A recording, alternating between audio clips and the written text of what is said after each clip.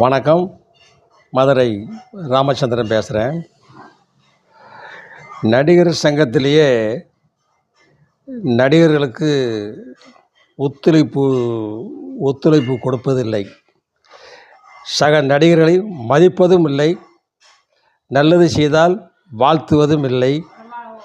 ஒரு நடிகர் அரசியலுக்கு சென்றிருக்கிறார் என்றால் அவர் வாழ்த்த வேண்டும். ஒருவேளை நாளைக்கு அவர் முதலமைச்சராகிவிட்டால் அப்பொழுது சென்று காலில் விழுவார்கள். இது காலங்காலமாக இருக்கிறது. மக்கள் தலைவர் எம்ஜிஆர் அவர்கள்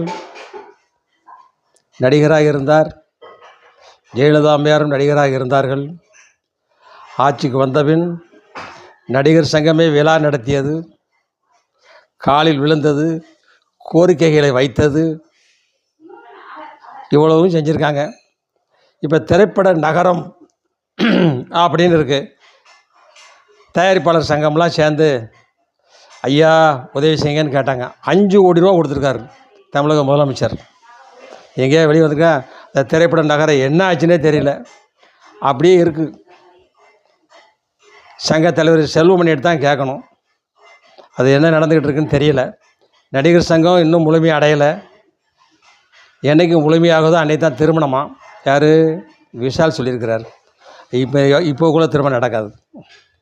அடுத்த வீடியோவில் வரேன்.